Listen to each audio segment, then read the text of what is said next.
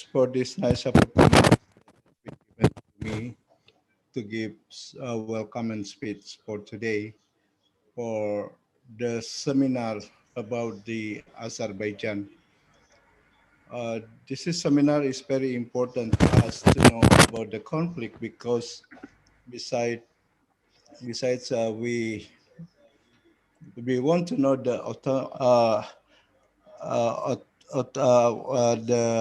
the basic issue in this conflict. We are also to give some explanation about the story about the conflict in Azerbaijan. For the two speakers, I would like to thanks for your participation, Pak Agus Salim, and also uh, sorry, and also one speaker from for Mr. Frank. Thank you very much for your uh, time to join this seminar, and also I very appreciate for that. And thank you very much. And let's we start the seminar for today. Thank you. Thank you, Mr. Darwis. Uh, Ladies and gentlemen, the Nagorno-Karabakh conflict is an ethnic and territorial conflict between Armenia and Azerbaijan over the disputed region of Nagorno-Karabakh, inhabited mostly by ethnic Armenians and 7 surrounding districts. It is inhabited mostly by Azerbaijanis until their expulsion during the Nagorno-Karabakh War. The conflict has its origins in the early 20th century, even though the present conflict began in 1988, when the Karabakh Armenians demanded that Karabakh be transferred from Soviet Azerbaijan to Soviet Armenia. The conflict escalated into a full-scale war in the early 1990s. The full examination on this conflict will be elaborated by our speakers today, Mr. Supartman, PhD, Mr. Frank Julian Gilly, and Mr. Agrusalim Burhanuddin, SIPM, Mirab. Okay, so without any further ado, our first speaker, Mr. Supartman, will talk about Iran's point of view on Azerbaijan and Armenia conflict. Mr. Supartman, the time is yours.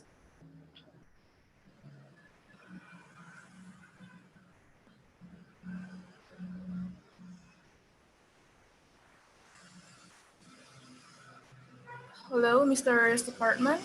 Can you hear us?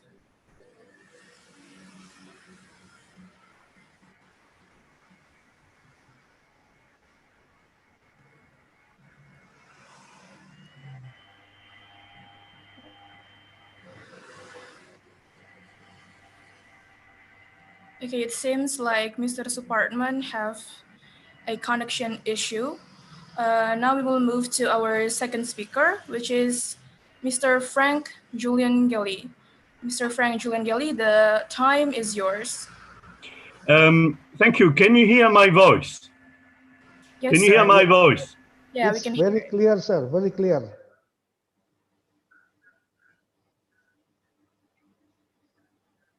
Excuse me, sir. Your voice is muted right now.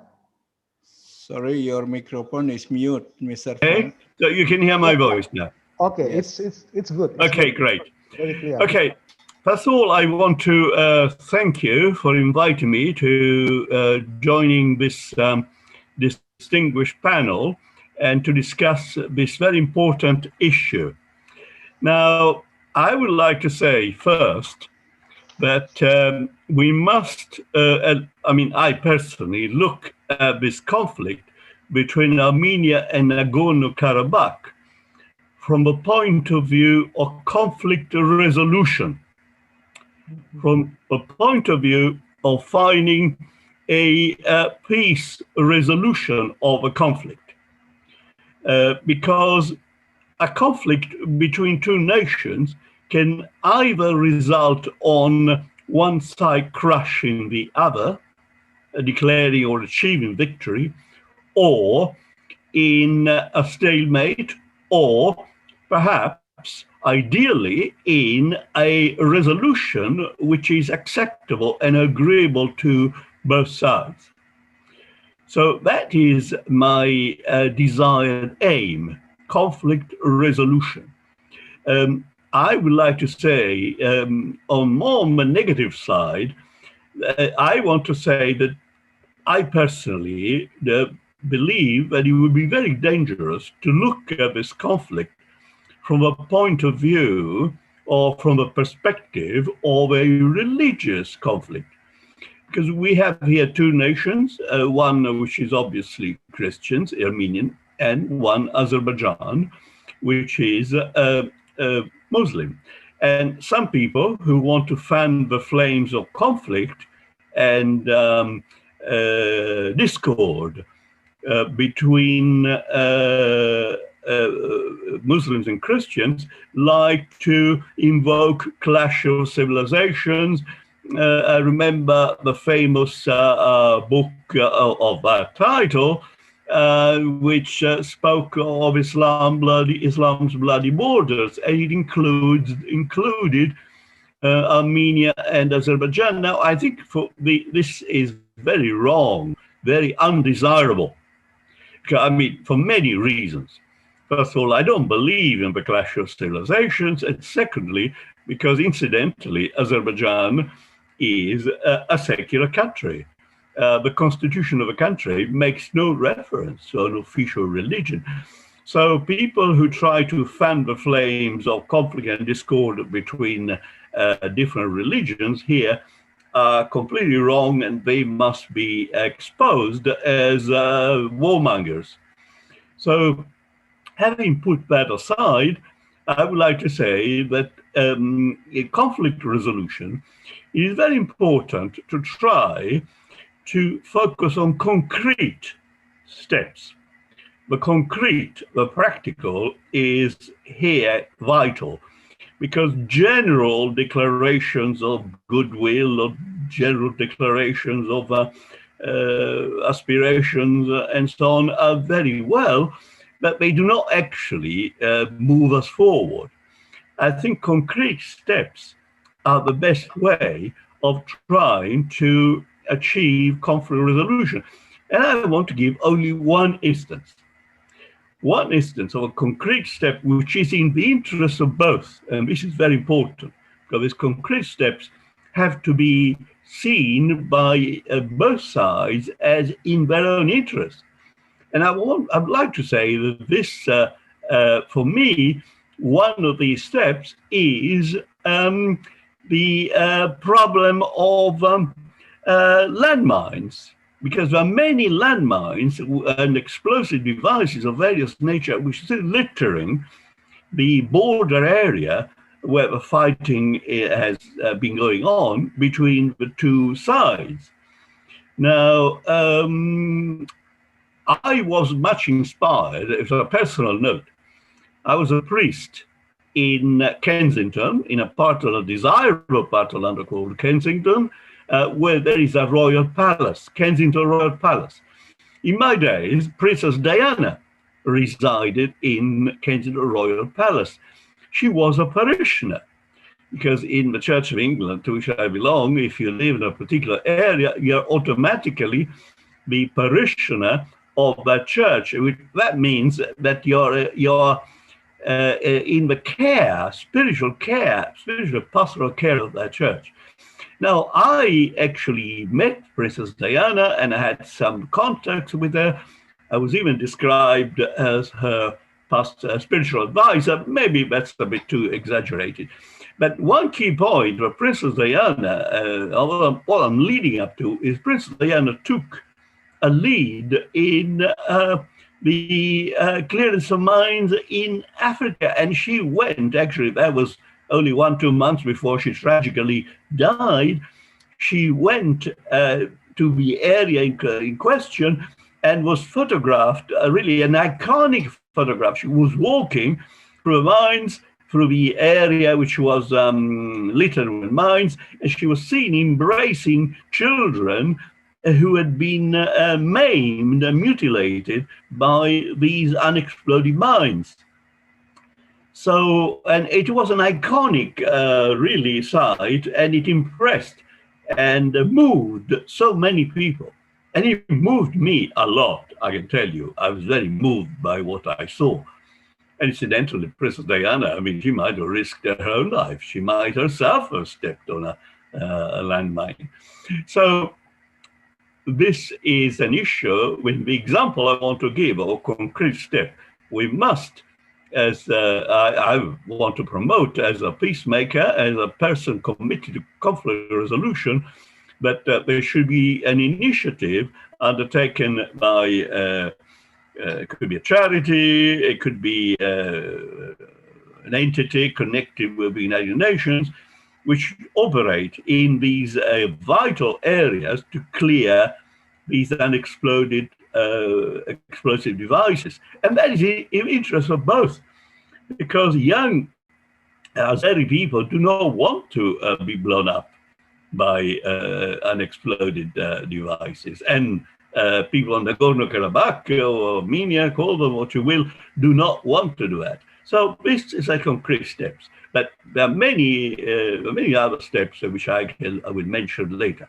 So to sum up, my approach is conflict resolution, is bringing about peace.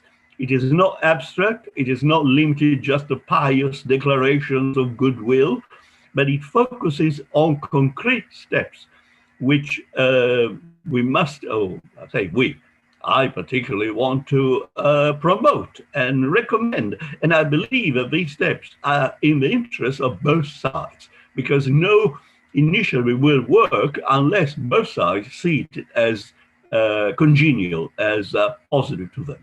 I think I want to leave it there now.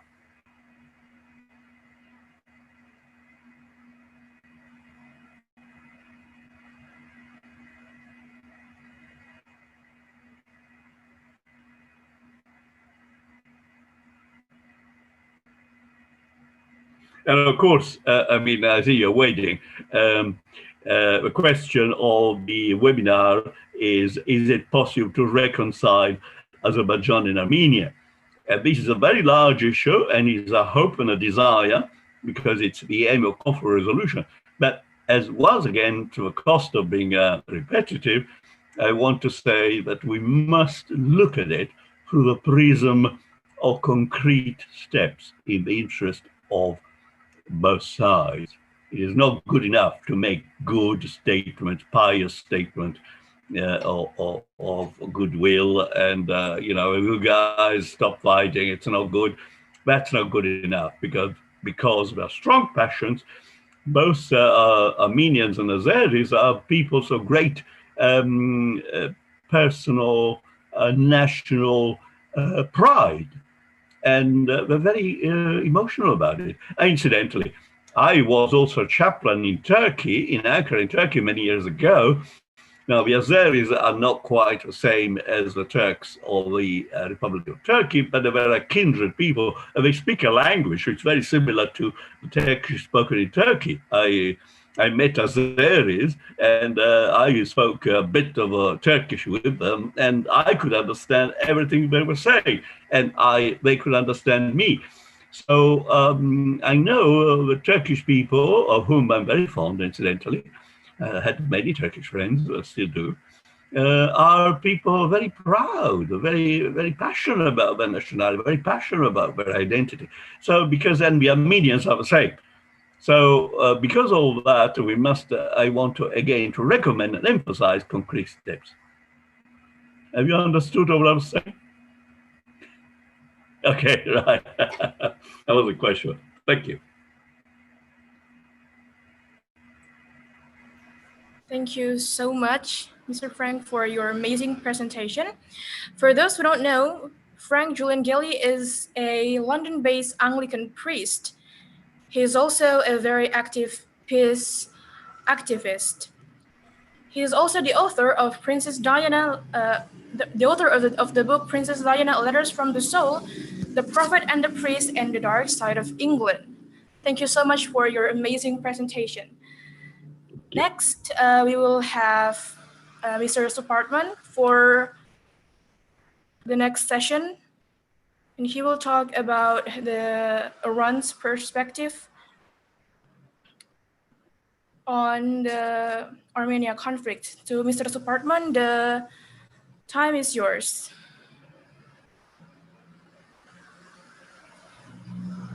Seems like Mr. Supratman is not in the room yet right now. Okay, I don't think we have Mr. Supratman in the participant list yet, so we could probably go towards the next presentation by Mr. Agus Salim. Okay, so it seems like Mr. Supartman couldn't make it right now. The next presentation will be presented by Mr. Agus Salim. Thank you. Assalamualaikum warahmatullahi wabarakatuh.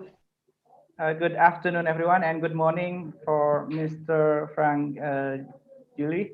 Can I call you Frank? I think Frank is okay. Yes, you can call me Frank, but please say Father Frank, because that Father Frank, yes. Father Frank. Thank you. Thank you, Father Frank. Okay, so moderator, can I share my presentation? Is it possible for me to share screen?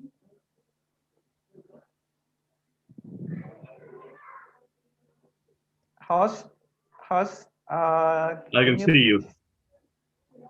Oh, thank you. So here's my presentation. Let me put it on display. Well, yeah.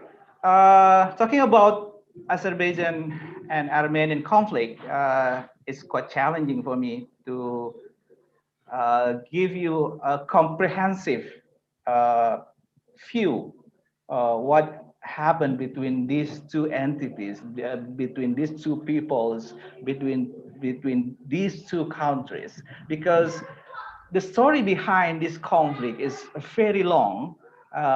It started from probably before the modern era, but before that, allow me to share with you the latest news about this conflict.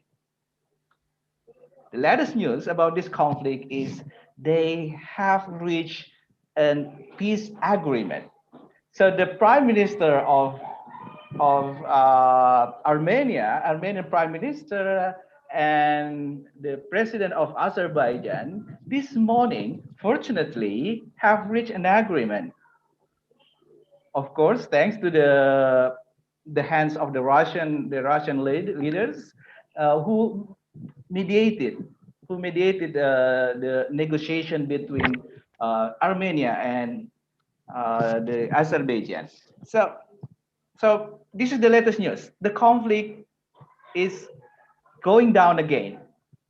I said again because there are many. There have been many talks and many peace agreements between these two entities, between these two peoples through histories. But again, they come again. They wage the war. They wage war again, and yes, clashes broke out again. So this is the latest news. They have achieved an agreement for peace agreement, probably temporary peace agreement between the two countries.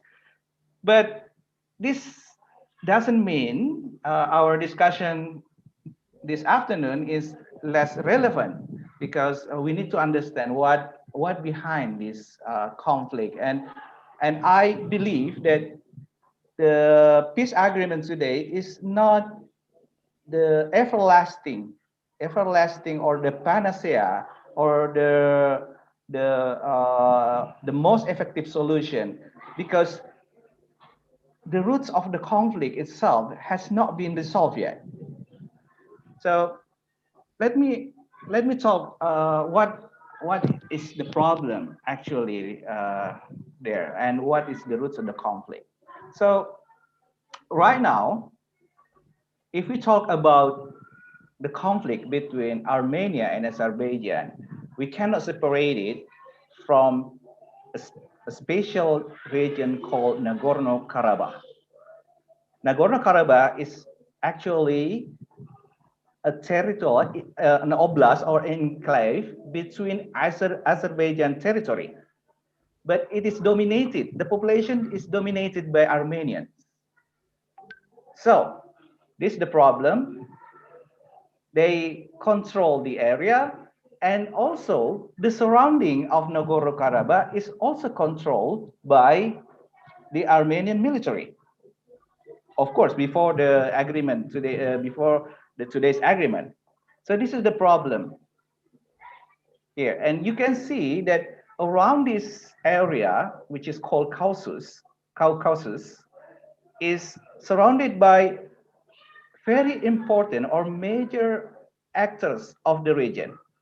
As you can see, there is Russia in the north, there is Turkey in the west, and also below there's Iran, which is this conflict also attract the inclusion of many regional actors. Okay, let me move to the historical background, because the history of the conflict itself is very long. It's even before the modern era, or yeah, it should start in medieval era. The area of Nagorno-Karabakh itself changing between the control of Persian, the Turkish tribe, the Ottoman, and in the modern era, it was controlled by the Russian Empire after the Persian and Russian war, the Russo-Persian War in 1828. So as the outcome of the war, Karabakh becomes the part of the Russian Empire. So while under the Russian control, the region itself, the Karabakh, is quite peaceful.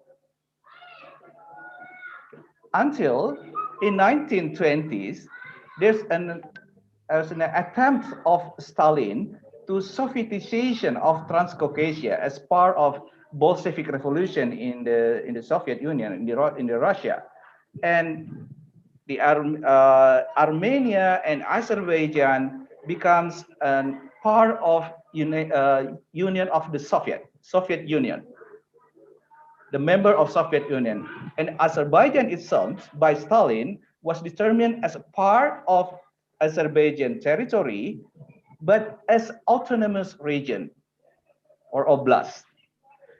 And from 1920 and until the end of 1980s, this region is relatively peaceful because, yeah, under the Soviet Union military control.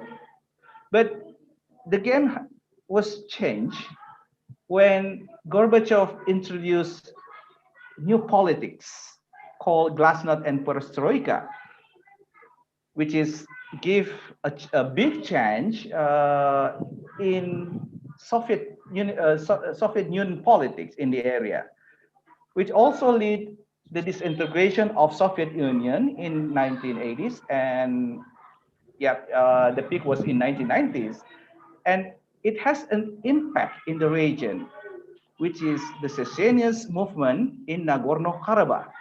After referendum, which is boycotted by the Azerbaijani people, the Armenian people declare the independence of a new republic called Artsakh.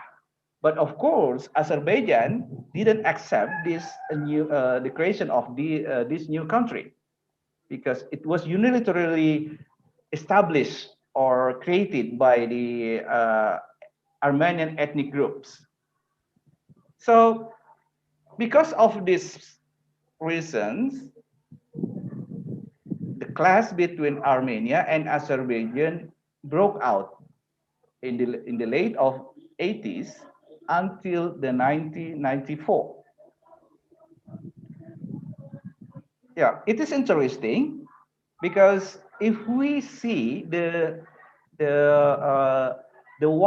vast wide of Azerbaijan territory compared to Armenia, we would say that the size of Armenia territory and the size of Armenian population is bigger than its Armenian counterpart.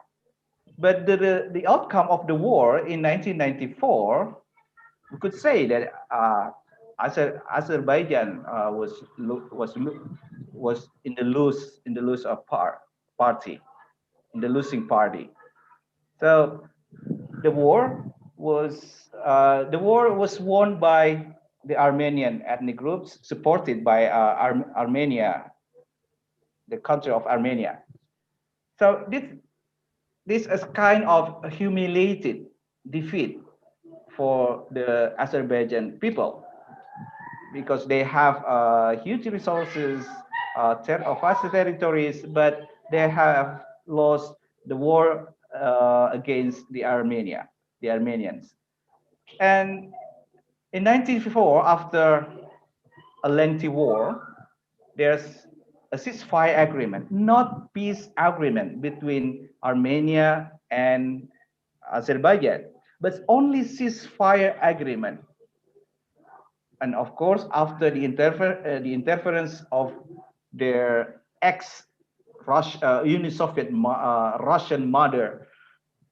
So after the interference of Russia, the two parties come to the negotiation table, and reach the ceasefire agreement. But the result was very humiliating for the Azerbaijani people, because they lost about 20% of the territory of Azerbaijan territory, and also millions people of Azeris or Azerbaijan people mislocation, or they have to move to other part of Azerbaijan. They have dislocated from the area conflict, especially the areas around or surrounding the Nagorno-Karabakh. So yeah, the result of 1994 war is very humiliating for Azerbaijan, and it's kind of traumatic, and it's kind of everlasting history in their memory to regain their lost territory in the 1994 conflict. Yes, so here the result of 1994 conflict. There's a territory of Azerbaijan, which is controlled by Armenian military, which is in the brown area in the map. And there's also a new republic called Artsakh Republic, Nagorno-Karabakh Republic, but in Armenia they call Artsakh Republic.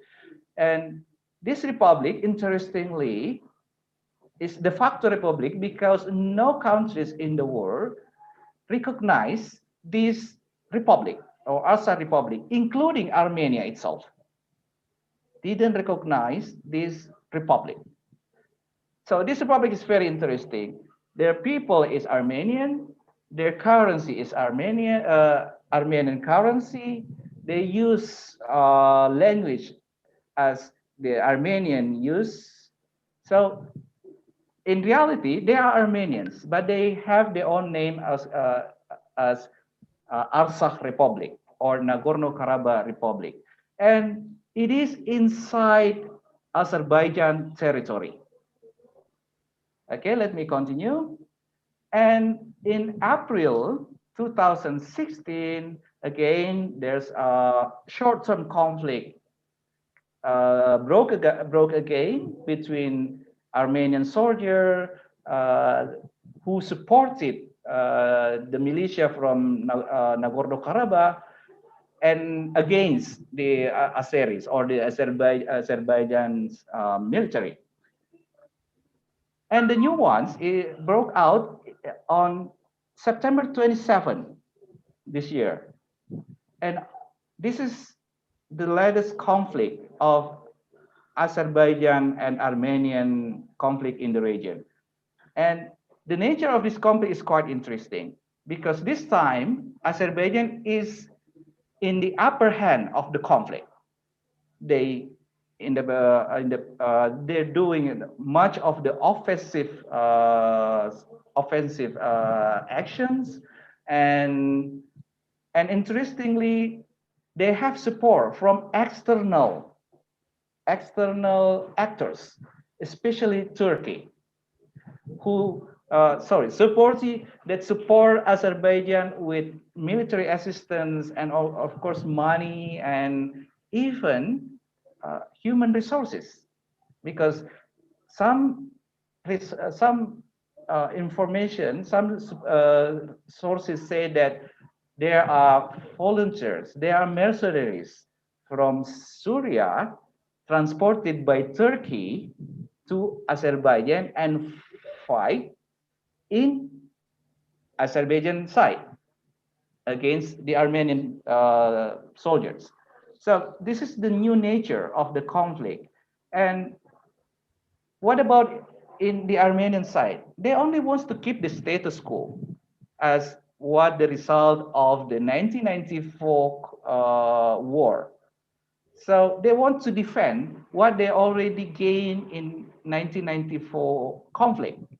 So they are in the defending positions because they've already controlled about 7 districts around Nagorno-Karabakh and of course the Artsakh Republic itself. So another new nature of this conflict is the use of long-distance weapons. In 1994 conflict, most conflict, yes, of course they use ex-Soviet Union military arsenals, but at that time, in 1994 conflict, infantry still use instrumental roles. So they are fighting in the mountains using artillery, missiles, but infantry is still playing instrumental roles. But this time, artillery and missiles is the most significant weaponry of the both sides. And there's an introduction of new kind of high technology weapons. It is armed drones, which is most operated by the Azerbaijan soldiers. Where they got these military drones, so the Azerbaijan soldiers use drones, military drones, who they obtain from Turkey, of course, their main supporters in the region. And interestingly, they also get the weapons from Israel and also Russia. So these major actors of the region also play influential factors of the conflict. Okay, so what led to the 2020 conflict itself? So if we say that in 1994 conflict, Azerbaijan lost the war, but how the result of the 2020 conflict is much different from the previous one. Today, the latest information said that the peace agreement accepted by Armenia because they are confronting the big military pressure this time during the conflict. So why Azerbaijan becomes in the upper hand of the game this time? Let's see. It's not because of revenge. Yeah, of course, of revenge motivation. But the good answer is because economic. In 1999, Azerbaijan discovered a gas reserve in the Caspian Sea and start explore that resources in 2007. And as you can see in the display here, that the GDP of Azerbaijan has skyrocketed from, at the rate of the normal rate of the region powers, just like Armenia and Georgia.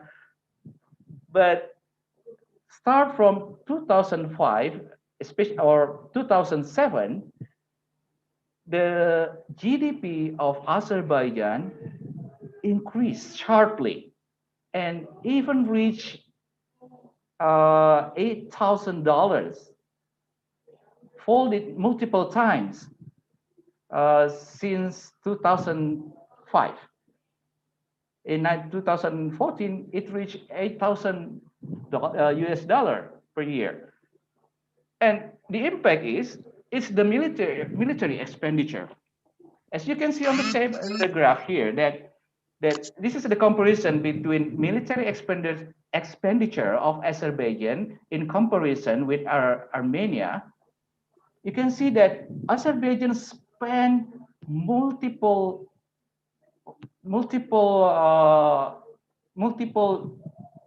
million money, yes, multiple folded of expenditure as the Armenia spent for their military, as you can see on the graph here. Yeah, this is even before the conflict begins. So you can say here that between 94, after losing the war in 1994, Azerbaijan is developing gradually but effectively, developing its economic power and its military power. And the consequence today, that's also motivate them to start the conflict again against the Armenian and against the Artsakh Republic or against the Nagorno-Karabakh. And that's the main factor why the Azerbaijan military has superior weapons in comparison compared to the Armenian soldier in the conflict. So I think this feature can can start our discussion today. Can show us what behind the conflict between Armenia and Azerbaijan today. And for the last of my presentation, I'm showing you here the military comparison between Armenian and Azerbaijan military in the 2020 conflict. As you can see here, that even I think in all fields or in all armed branches, Azerbaijan military is superior. Is the number of tanks, the number of airplanes, artilleries, and here it doesn't show. It's not shown here that Azerbaijan has a big number of military drones that is very effective during the conflict. So I think that's all for my presentation, and I think that's enough to attract more attention for more discussion. So I give the floor again to the moderator. Thank you very much. Assalamualaikum warahmatullahi wabarakatuh.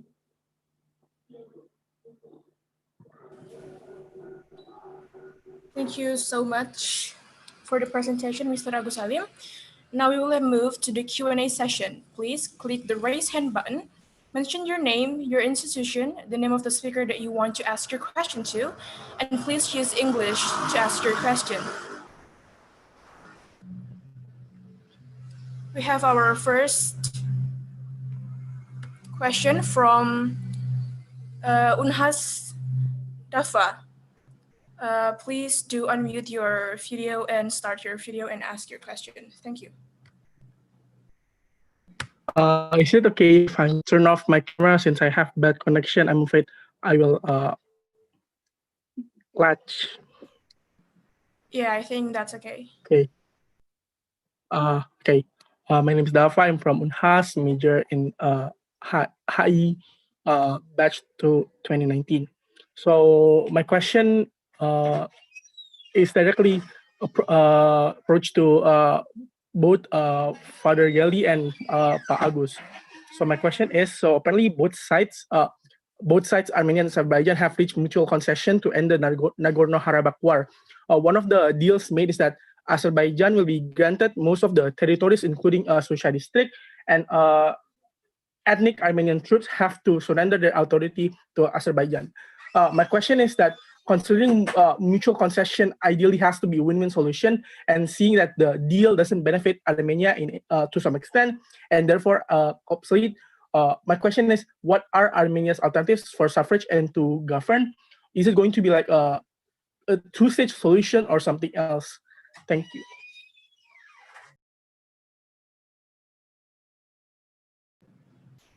Okay, thank you so much, Dafa.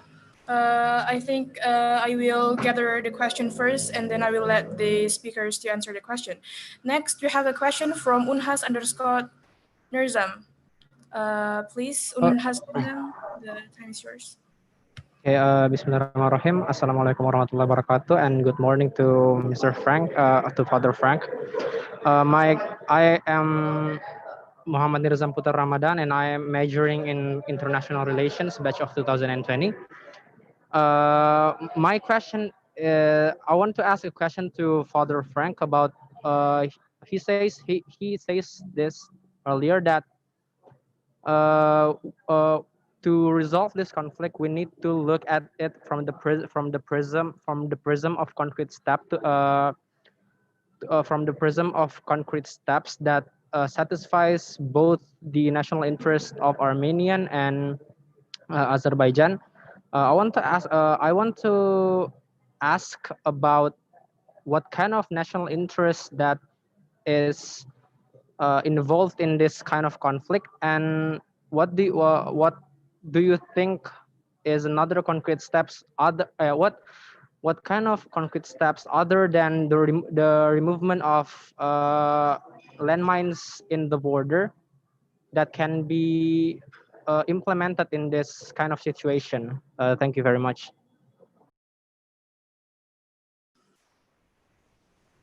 Okay, I think that's all the questions that we have.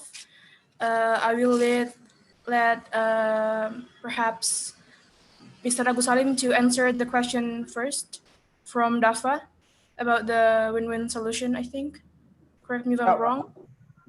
Okay. Thank you. Thank you, Dafa. I think you're quite updated about the issue of conflict in between Armenia and Azerbaijan. Well, I would say that it's hard to say that it is win-win solution. I mean, the resolution, the peace agreement who just reached today between Armenian Prime Minister and Azerbaijan President is a kind of win-win solution and would satisfy all the parties. And why I said so, because first, it looks like the Armenian people in Nagorno-Karabakh and the surrounding area of the Nagorno-Karabakh, or just say the area of conflict, the interest of those people is not fulfilled yet. I mean, by the latest negotiation or the latest agreement between the two leaders, and it looks like it's a deadlock for the Armenian government. There's no other option except to accept the deals who offered by the Russian leader to end the conflict between Armenia and Azerbaijan. So in this situation, me personally, I don't think that this agreement would be a kind of everlasting peace solution between these two parties, because there are still a lot of unsatisfaction. There's a lot of anger among the Armenians. I think we would say that the Armenians will suffer lots under this new solution, because they have to surrender their weapons, their homes, their houses, their land to the Azerbaijan people. And I believe that probably in the near future there would be a conflict or clashes again, maybe between the people, maybe between the Armenians, not by military, but the people of Armenia, the Armenian ethnic in Azerbaijan, and Azerbaijan against the Armenia in their territory. So I don't believe that it would be the last resort of the conflict in Armenia and Azerbaijan.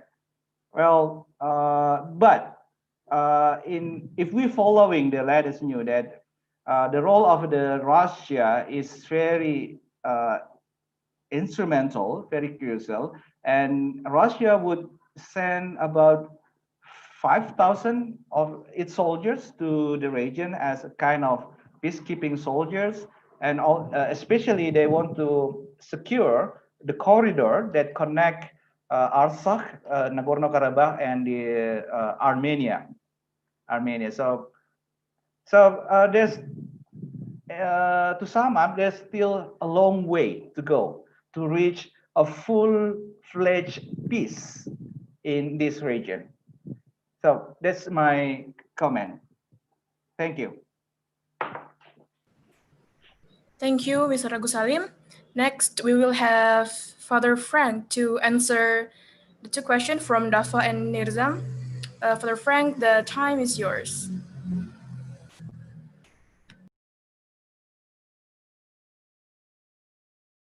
Father Frank, your mic is mute. Your mic is mute. Can you hear my voice now? Can you hear me now? Clear and sound. Okay, great. So I much enjoyed the presentation, very sort of extensive and learned presentation given by Professor Burhanuddin. Yeah, I mean, especially, you know, the final bit, how actually because of the gas resources, because of the wealth, the access to wealth which Azerbaijan has now, and also very important how they have a sort of preponderance for military side. So that gives Azerbaijan at the moment a sense of superiority. They have the backing of Turkey, and of course President Erdogan is playing a role in fanning the flames. He is, of course, associated with the notion of neo-Ottomanism. He wants to revive some of the influence of the Ottoman Empire. Now, I don't expect many Azeris who are very keen on falling again under the aegis of Ottomanism, but certainly, you know, they do have a kindred feeling towards the Turks or the Islamic Republic, not Islamic Republic, the Republic of Turkey. Yes, there is a geopolitical element here. And incidentally, someone has mentioned Iran. For a long time, Azerbaijan was a suzerainty of Iran. There was a very strong influence, political influence, and most of the Azeris are actually Shia Muslims. So they have more in common with Iran. And in Iran itself, there is almost 20% population, which is in fact Azeri Turks. So they have also a kindred feeling. I've been to Iran twice, and I was surprised to see, and happily surprised to see Armenian minorities in both in Tehran and in Isfahan. They live in prosperous quarters. They enjoy overprotection and facility of religion.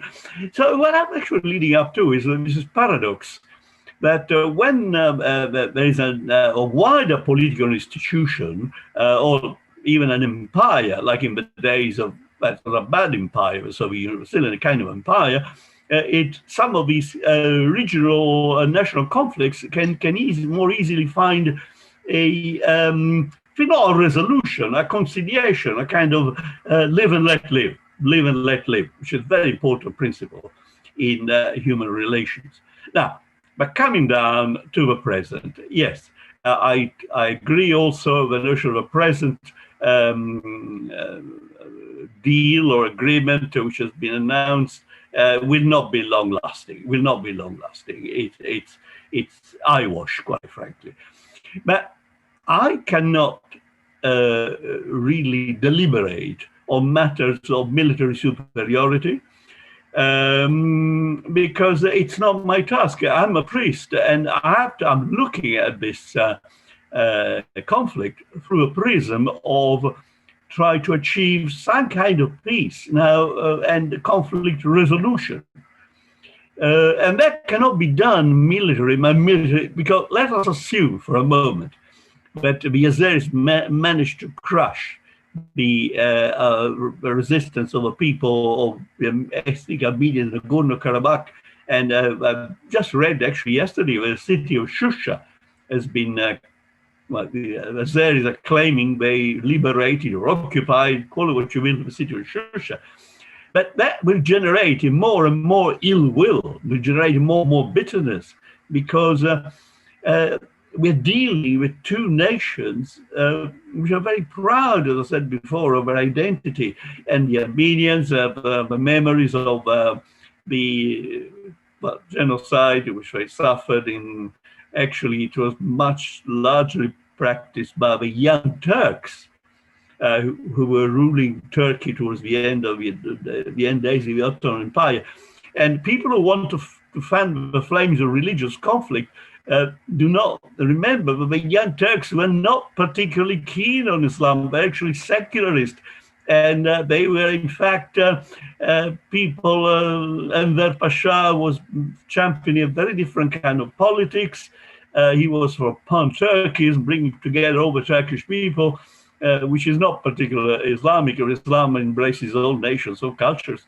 And also there were people, I don't want to mention ethnicities, I know it's a very dodgy issue, amongst the ruling Young Turks, who were not, let's say, propounding a particular Islamic identity, quite the opposite. Anyway, leading up to, yes, we're very passionate, very intensely emotional people, and we cannot really hope for this to an angel to come down from heaven and pacify the situation. That would be ideal, but it's not going to happen. Well, inshallah, it could happen, but I don't think it's likely. We cannot bring in angelic dimensions into power politics. So I must return to a question of concrete steps which try to appeal to both sides. The student of international relations asked the question, which other concrete steps, apart from clearance of landmines?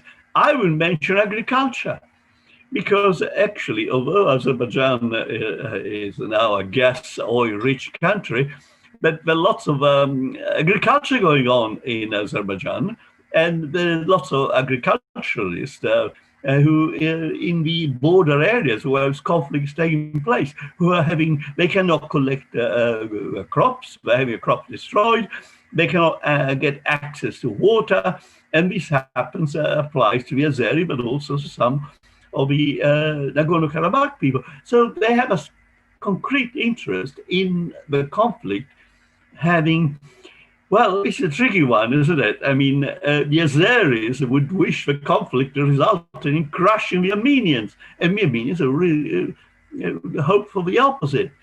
But that is unlikely to happen. Even if it was, again, a victory, an Azeri victory at the moment, the bitterness engendered would actually flare up later on, because the Armenians have support of Russia, and I don't know even if Iran plays a role here or has an interest in it.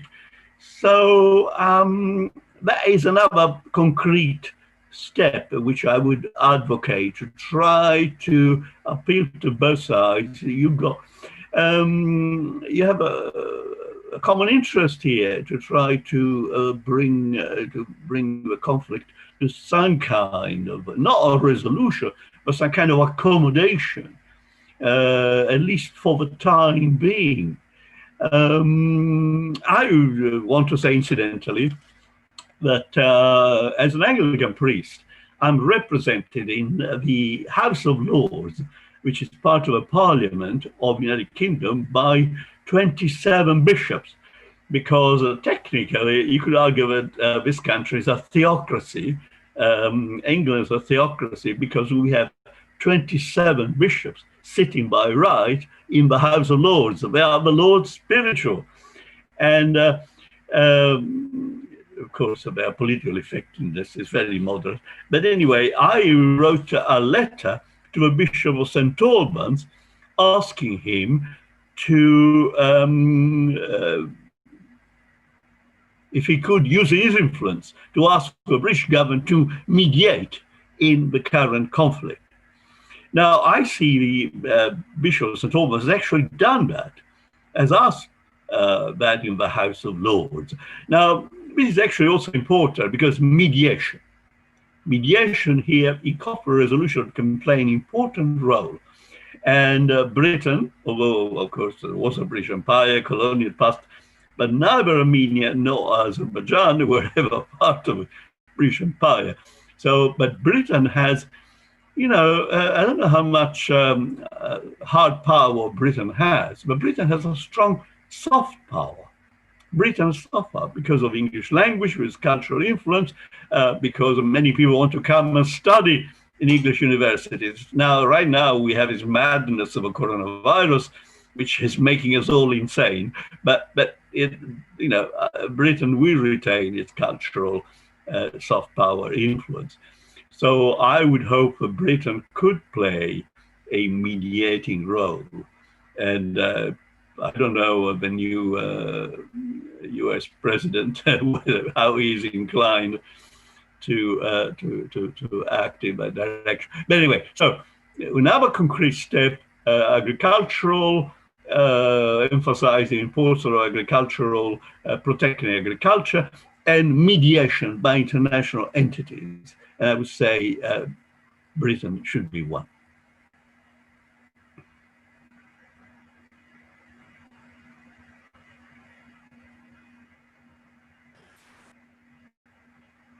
Okay, thank you, Father Frank, for the answer. Next, we have Adis de Makfira. Please ask your question. Thank you. Okay, my name is Fira, and I'm from International Relations, Hasanuddin University, batch 2019. And I have a question. Maybe both of Father Frank and Pa Agus can answer this. I'm curious whether there is any possibility of proxy war between Turkey and Russia, seeing how they support the conflicting countries in the status quo. For example, Russia is helping Armenia, and Turkey is helping Azerbaijan. I'm just curious whether if there is any possibility of proxy war between Russia and Turkey, seeing how this conflict turned out. Thank you. Okay, thank you, Adis de Makfira. Next, we have a question from Regina. Please, the time is yours. All right, thank you very much for the chance. But before, I would like to say sorry because I cannot turn my camera on because of several issues. All right, so my question is for both Mr. Father Frank and also Mr. Agus Salim. First question is, what is the incentive of the other external actors, right, like Turkey, Israel, and so far and so forth, that they want to provide military assistance in this Armenian and Azerbaijan war? But second of all, I would like to also ask, is there any stance coming from United Nations seeing how war keeps going on in both Armenia and also Azerbaijan, that it affects the daily lives of the people there? So what is the the stance of United Nations about this war? Thank you very much. Okay, thank you, Regina. Now I will let Father Frank to answer both of the question that is coming from Adeste Makfira and from Regina. Father Frank. Okay. I could not, I'm afraid, hear the second question because I'm actually at the moment in a hotel and someone knocked on my on my door and I had to answer.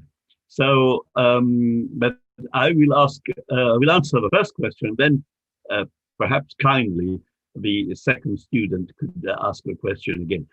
So the first question was about a proxy war, the possibility of a proxy war between Russia and Turkey.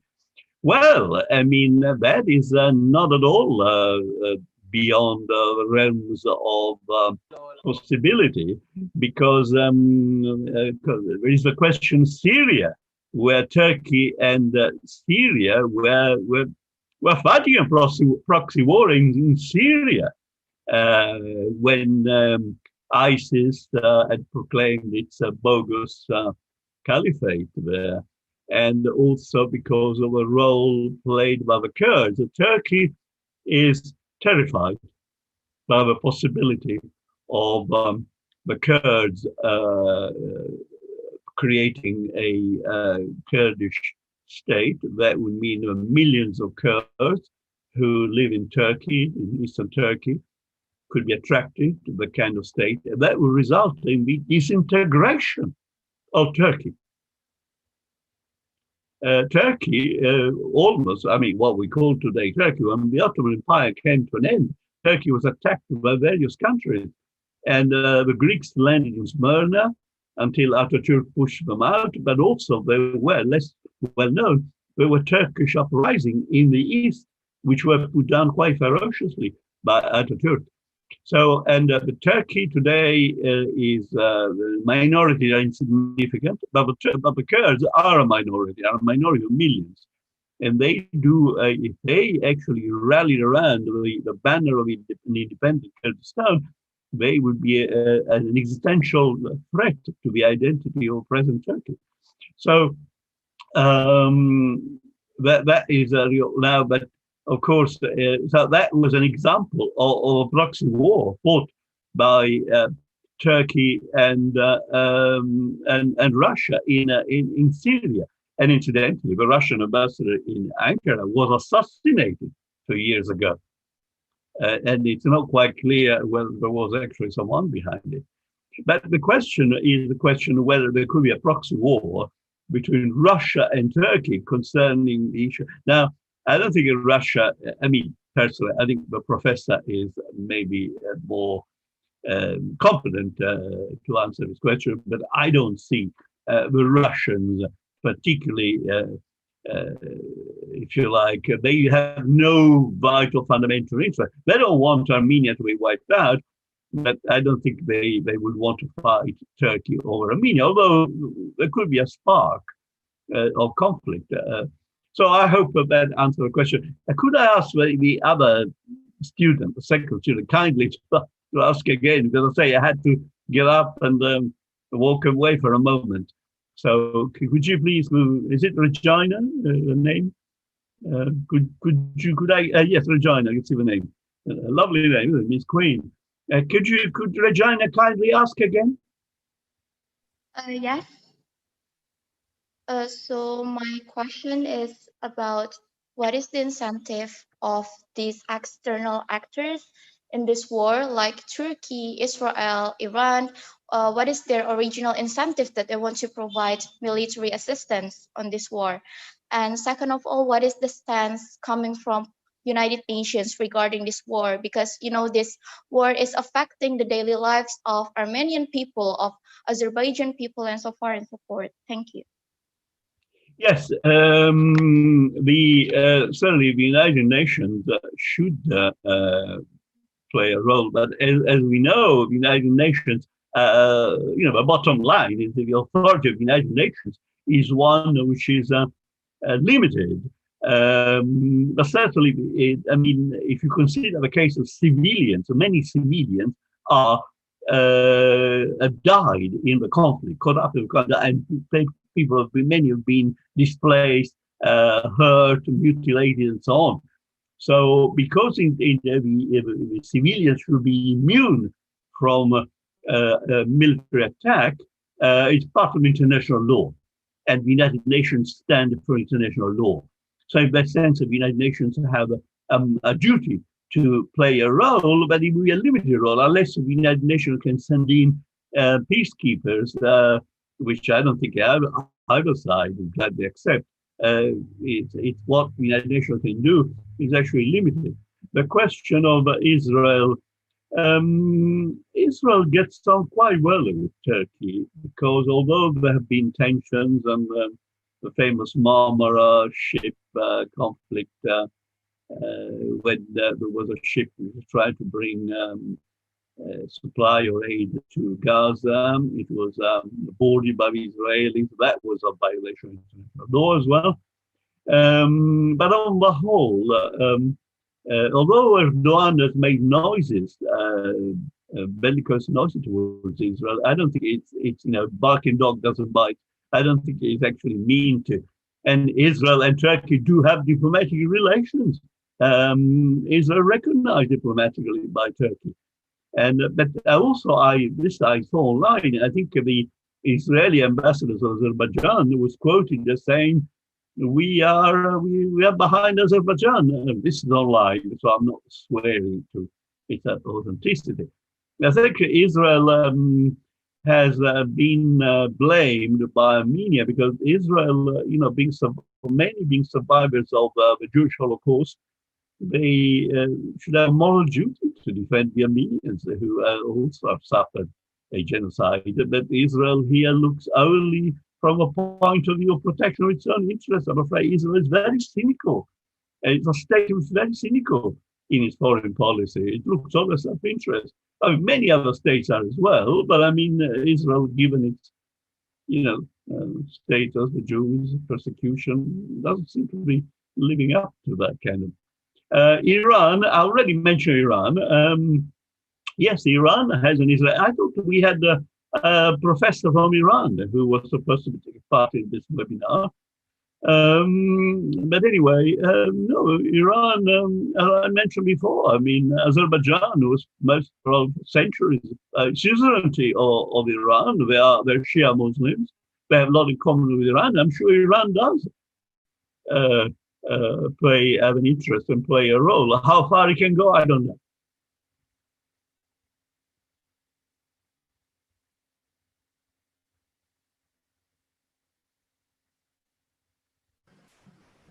Okay, thank you so much, Father Frank, for the answer.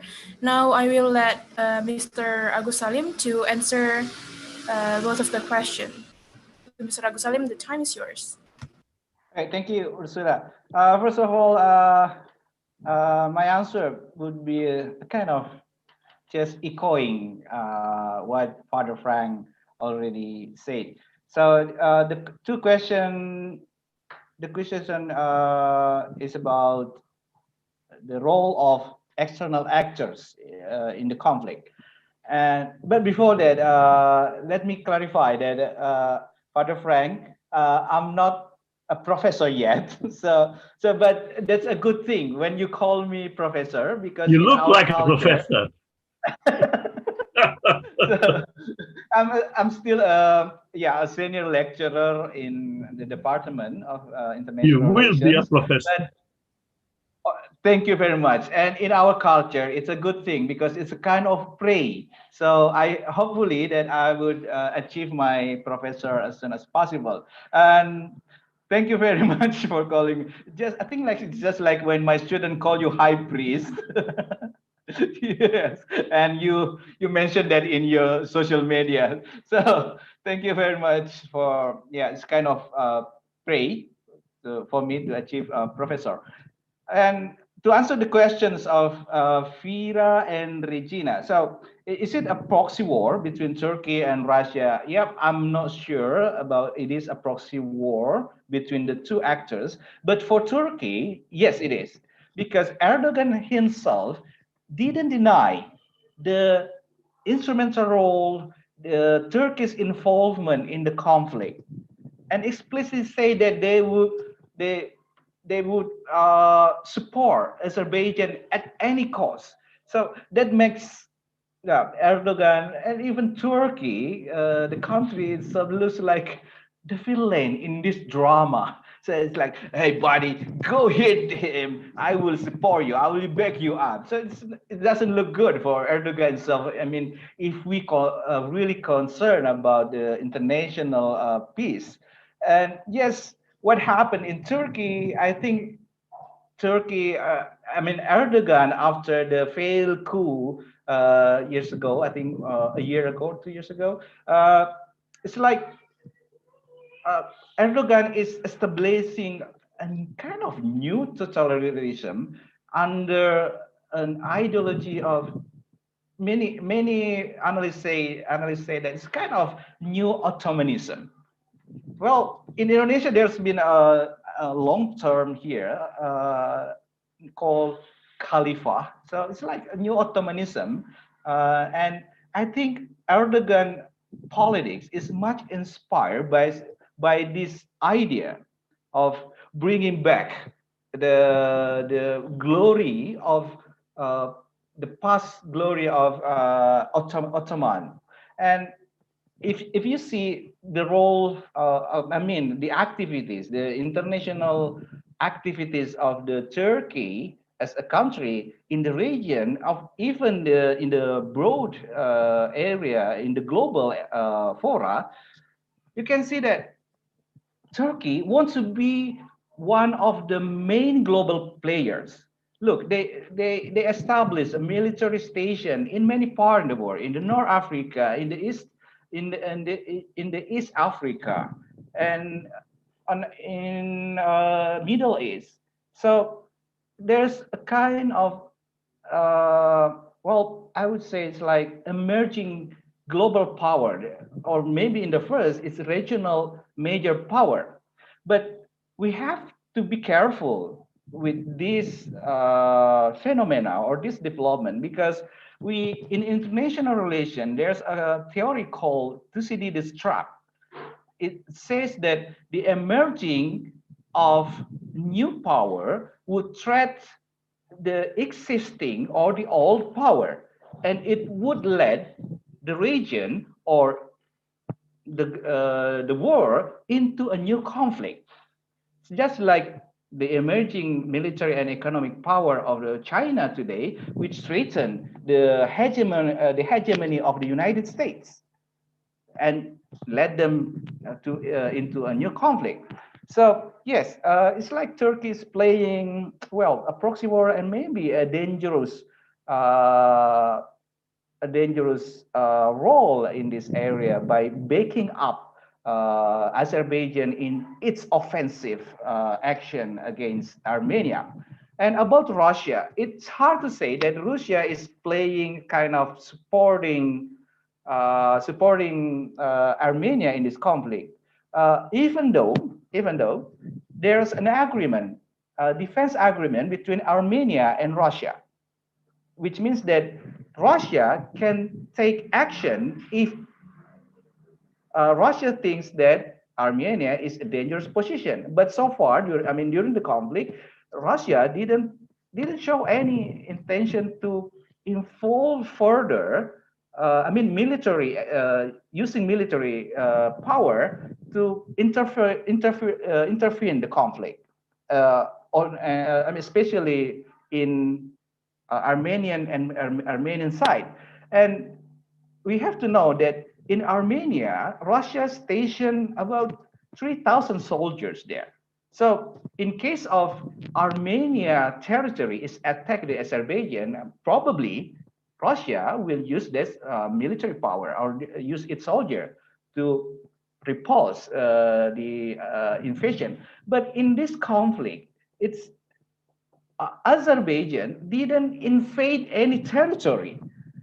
I mean, legally, according to international law, it's still Azerbaijan territory, even though they are Armenian people. But international society, international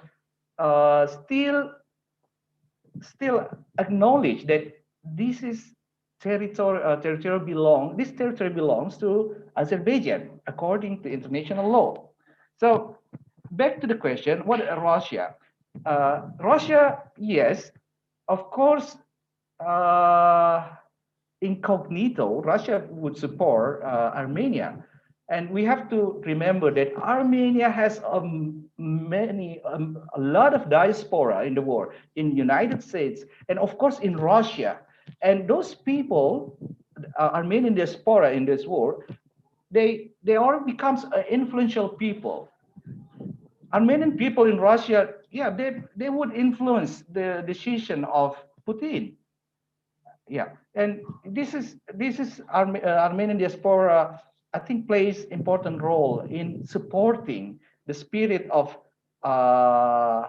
Arsakh Republic or Armenian land in Nagorno-Karabakh. And I would like to tell you that if you know Kim Kardashian is Armenian descendant. She is Armenian, and she is now a celebrity in the United States. And of course, in the United States, there are many Armenians that would use their resources, they use their energy to support the movement in the Armenian interest in the conflict. But back to Russia so far didn't play any significant factor to support Armenia, except a signal that they would protect if the territory of Armenia invaded by the Azerbaijan military.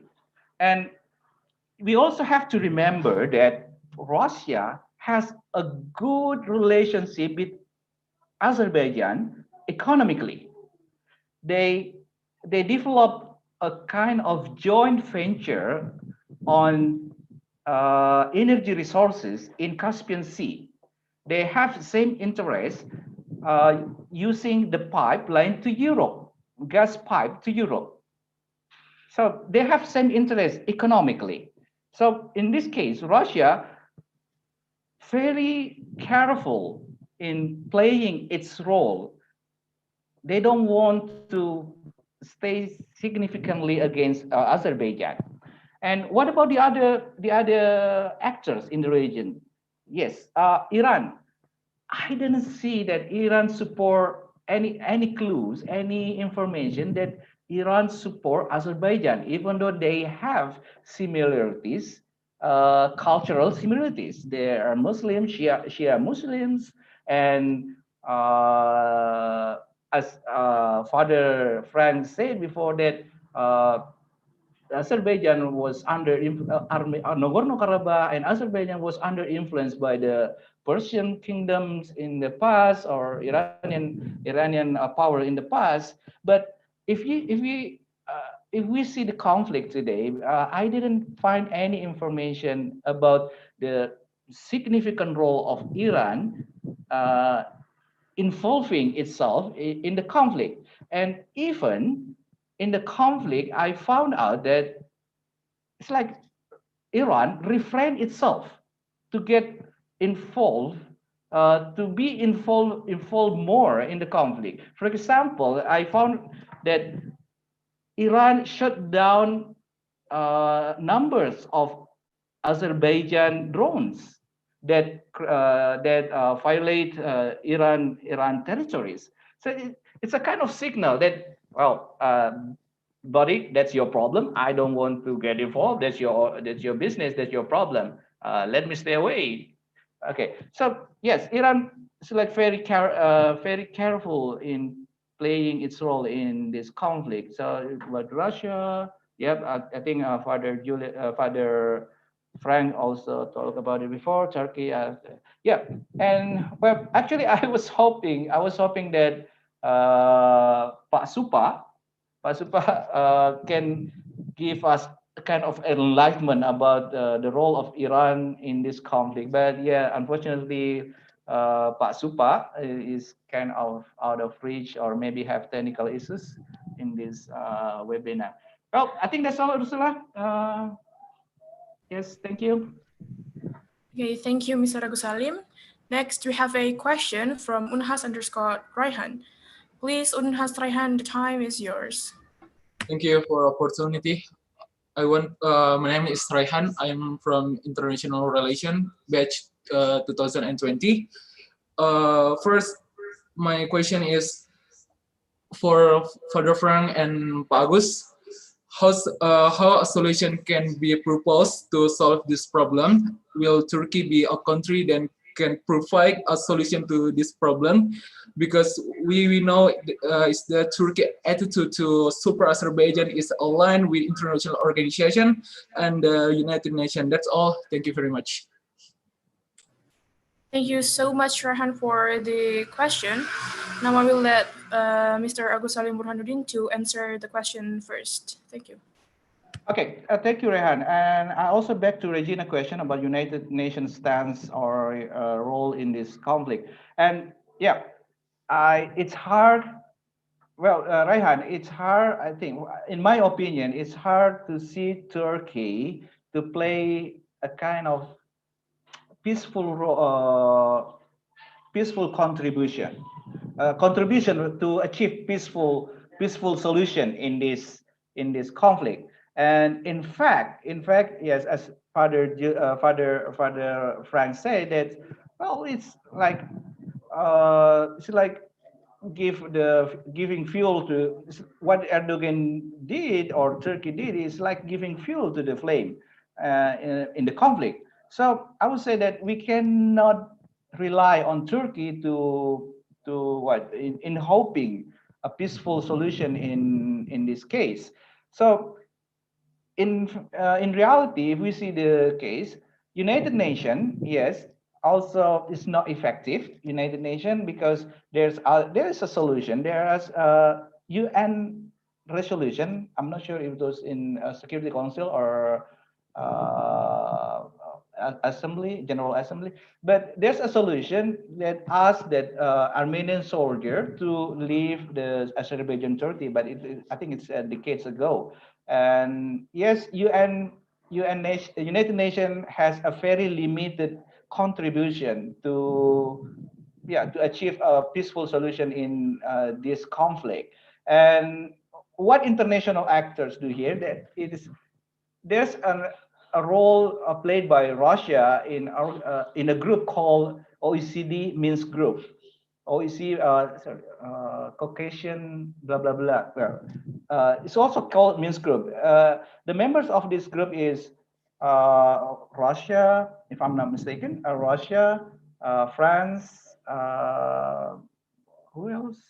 Yeah, this group is trying to achieve a win-win solution for both sides in the conflict.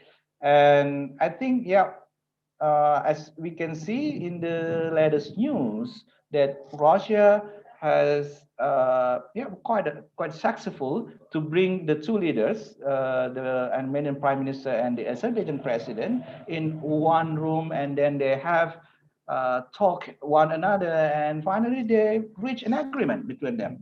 Yes, as we can see, I'm not sure it is peace agreement or ceasefire agreement that has been achieved recently. Well, yeah, I think that's, and maybe Father Frank will give a more accurate and comprehensive answer for this question. Yes, Ursula, that's all. Thank you, Mr. Agus Salim. Now we will hear the answer from Father Frank. Father Frank, the time is yours.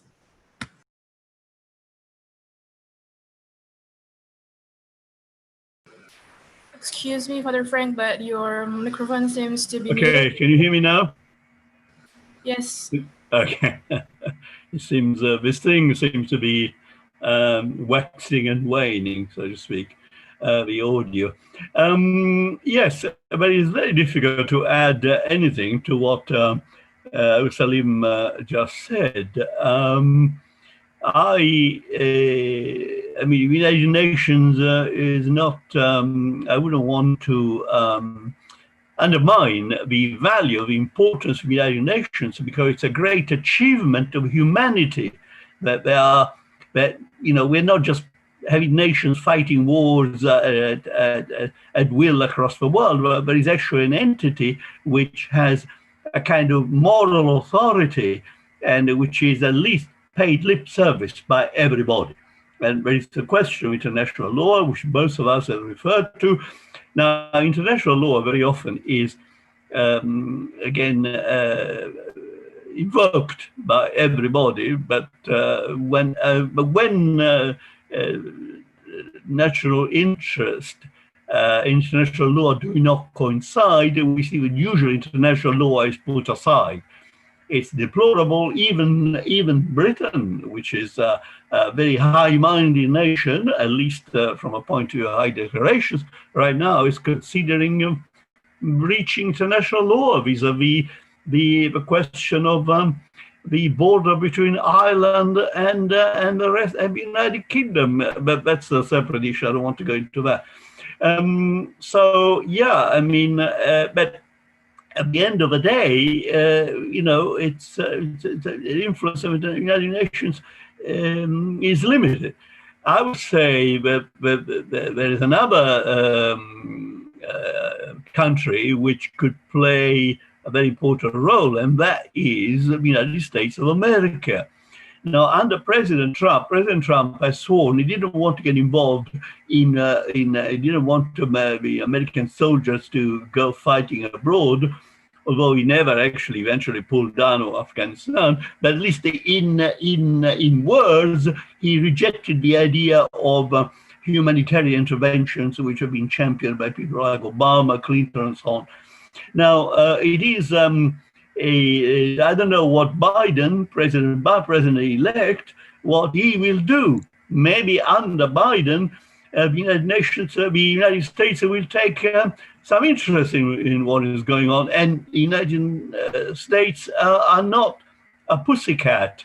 It's a power which can actually do things in the world if it wishes. Now, but that is still in the pipeline. Nobody knows. I've mentioned before the question of Britain, where Britain could play a mediating role. And I think it should, because Britain does have the soft power authority, and everybody loves to say students coming to Britain study at Oxford and Cambridge, the universities which are considered the highest achievement. I'm a London University graduate, but I did my clerical training in a theological college attached to Oxford University. So I have a little halo around my head. I've got an association with Oxford, although it's a minor one. So yeah, I hope Britain could play a role. I've lobbied the Bishop of St. Albans, one of the top Anglican bishops in the House of Lords, asking him to put pressure, the wrong word, but certainly asking him to ask the government to play a mediating role. He got an answer, you can find it online, but it was merely a verbal answer. So it's a limited, the possibilities are limited at the moment. We cannot, it would be irresponsible to be too optimistic about this.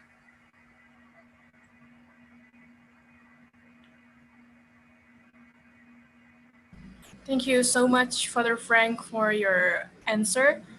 Is there anyone who wants to ask a question? We still have our question and answer session open. So please, if you have any question,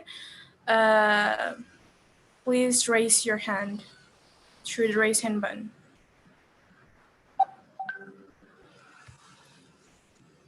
Seeing none, I conclude this webinar for today. Thank you for everyone who has joined us. And before we end this webinar, I would like to invite everyone especially the lecturer and the speaker, to take a photo through a screenshot. Please deactivate your camera. Screenshot. Well, what's going on here? I think my camera. Okay. I think I got. We're taking a photo session, Father Frank. Okay. Okay. Is it okay now? Very good. Great. Great.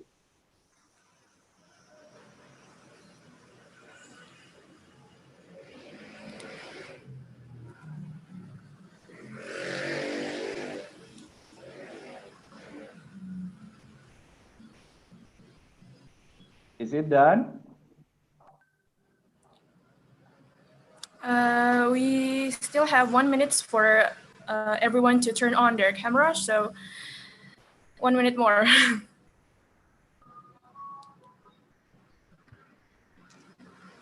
I want to say, by the way, I much enjoyed the session. Great contribution from my fellow speaker, Agus Salim, and the very bright students. I really do commend your university. Very, very bright and positive people. Thank you so much. Excuse me, I also want to make a comment. Thank you very much, Father Frank, for your attending for our seminar today.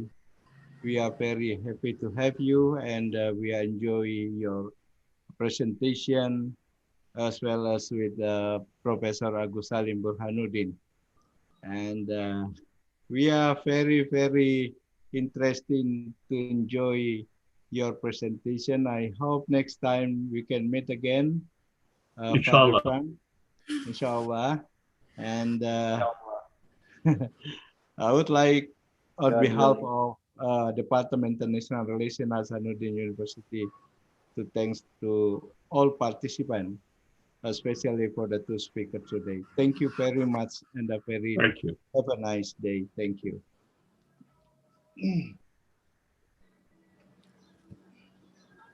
Okay, now I will screenshot it in 1, 2, 3. Okay, thank you everyone for your participation. We'll see you in our next event. Goodbye. Bye-bye. Thank you. Thank you very much, Father Frank. Bye. Thank you.